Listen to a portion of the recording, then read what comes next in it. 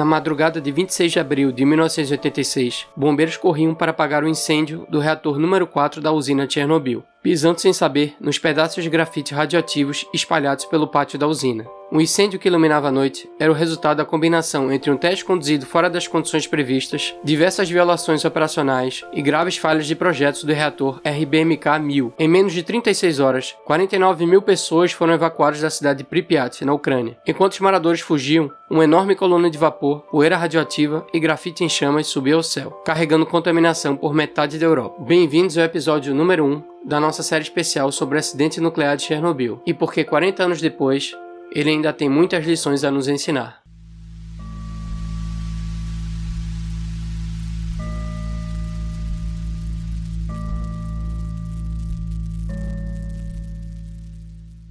Em 20 de dezembro de 1983, a unidade 4 da usina de Chernobyl entrava em operação. No coração dela, o reator RBMK-1000, um gigante que gerava vapor pela fissão do combustível nuclear e alimentava duas turbinas de 500 megawatts que geravam eletricidade. A fissão nuclear, em resumo, funciona assim. Um nêutron atinge o núcleo de um átomo de urânio, dividindo ele ao meio. Essa divisão libera mais nêutrons e uma pequena quantidade de energia. Essa energia aquece a água dentro do reator, que vira vapor, que gira as turbinas e que gera eletricidade. O problema é que os nêutrons são rápidos demais, e para serem capturados pelos núcleos dos átomos, precisam ser freados. Então, para isso, são instalados os moderadores. E aqui está a diferença que mudou a história. Enquanto os reatores do Ocidente usam água como moderador, o reator RBMK soviético usava água e o núcleo de grafite instalado ao redor dos tubos de combustível. Parece um detalhe, mas não era. Quando a água falha num reator ocidental, a reação desacelera sozinha, porque a água que faltou era justamente quem freava os nêutrons. É o freio natural do sistema. No RBMK, esse freio não existe. Mesmo sem água, o grafite continua lá, mantendo a reação viva. E pior, em condições de baixa potência e alta formação de vapor, o reator ficava ainda mais reativo. Em vez de se acalmar, ele acelerava. E a única forma de conter essa reação era física, inserindo hastes de controle de boro no núcleo. Quanto mais hastes, menos reação. Depois do início da operação, uma pergunta ainda atormentava a gestão da usina de Chernobyl. Se a planta sofresse um blackout, o sistema de resfriamento do núcleo funcionaria? Para responder essa pergunta, o pessoal da elétrica da usina bolou um procedimento. A ideia era reduzir a potência térmica do reator até a faixa entre 700 e 1000 megawatts térmicos, realinhar as bombas de circulação de água e isolar o fornecimento de vapor para a turbina. Aproveitando o fato que havia um planejamento para a parada do reator para manutenção, o teste então para saber se o sistema de resfriamento após um blackout funcionaria foi marcado para o dia 25 de abril, pouco antes da parada planejada. Só havia um problema. Esse teste foi pensado pelo pessoal da elétrica da usina, sem passar por uma análise de segurança das questões nucleares. O risco daqueles testes simplesmente não foi mapeados, um detalhe que horas depois faria toda a diferença. À 1 da manhã do dia 25, o procedimento começou. A potência do reator foi diminuída gradualmente, até que às 13h05 atingiu 1.600 megawatts. Foi quando o operador do Sistema Elétrico Nacional da Ucrânia pediu uma pausa. A demanda de energia estava alta. Mais de 9 horas depois, em um ritmo que ninguém tinha previsto. No reinício, a operação comutou o sistema de controle do reator, do modo local para o modo global. E foi aí que algo inesperado aconteceu. A potência despencou para 30 megawatts térmicos, muito abaixo do necessário para o teste. A causa mais provável, o envenenamento do reator por xenônio durante aquelas 9 horas que o reator ficou parado. Para tentar subir a potência, os operadores começaram a retirar as hastes de controle de boro. Quanto mais hastes eram levantadas, mais sensível o reator se tornava, mais difícil de controlar. Mesmo com todas as tentativas, a potência só subiu até 200 megawatts térmicos, muito abaixo do alvo do teste, que era entre 700 e 1000 megawatts. Mesmo assim, a operação decidiu prosseguir. Um erro que, minutos depois, colocaria o reator à beira da instabilidade. Pessoal, uma observação importante. Esse roteiro foi baseado nos relatórios oficiais do acidente, sem especulações, sem conspiração. Os links dos relatórios estão na descrição do vídeo, para quem quiser se aprofundar. Se você quer que essa série continue, deixa o like e se inscreve. Agora vamos voltar àquela madrugada do dia 25 de abril. Com a decisão da operação de seguir o procedimento, o circuito de resfriamento do reator foi realinhado, com bombas adicionais simulando o sistema de resfriamento de emergência. Assim que essas bombas foram ligadas, o controle ficou difícil demais. As vazões máximas de projeto foram ultrapassadas.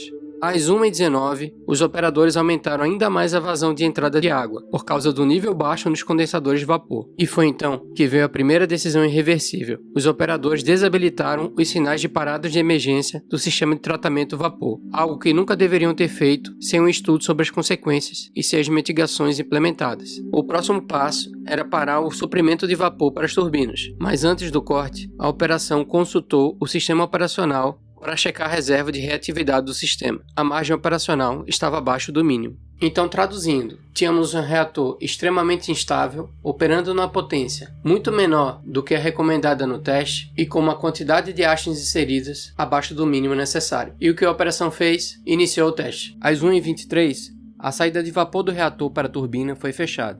A contrapressão dentro do reator começou a crescer, reduzindo a vazão de água de entrada. Menos resfriamento, mais vapor, mais contrapressão. Um ciclo que se realimentava indefinidamente, levando a potência a subir sem controle. 40 segundos depois, com tudo saindo do controle, a operação aperta o botão AZ5 para desligar o reator. E foi aí que o projeto do RBMK cobrou o preço de toda aquela física que explicamos antes. Quase todas as hastes de controle tinham sido levantadas para tentar subir a potência, e agora precisavam descer de novo. O problema é que os canais, por onde as hastes de controle se movimentavam, haviam sido deformados pelo aumento brutal de potência, e por isso, as hastes de controle não conseguiram descer até o fim do reator. E o que é pior, as pontas das hastes eram de grafite, o mesmo material que mantinha a reação viva. Então, resumindo, a operação apertou o botão AZ5, as hastes de controle não conseguiram descer até o final do reator, e a ponta dessas hastes, que eram de grafite, pararam no meio do reator, acelerando ainda mais a reatividade. A potência disparou para 100 vezes o valor nominal. O vapor explodiu dentro do reator, e segundos depois, uma segunda explosão rasgou o prédio. O reator foi arruinado. Blocos de grafite e fragmentos do combustível nuclear voaram pelos ares, e material radioativo começou a ser lançado na atmosfera. A partir daquele momento, uma resposta rápida seria a única coisa capaz de impedir um desastre ainda pior, e é o que veremos no próximo episódio. Se você chegou até aqui, já sabe que o roteiro do vídeo não foi feito com base em especulação. Todo o roteiro do vídeo foi construído sobre os relatórios oficiais do acidente. O relatório INSAG-1 da Agência Internacional de Energia Atômica, AIEA, de 1986, o relatório da Comissão Reguladora Nuclear dos Estados Unidos, de 1987, e o relatório INSAG-7, também da AIEA, de 1992. Os links estão na descrição para quem quiser ler e debater os detalhes técnicos. Cada um desses documentos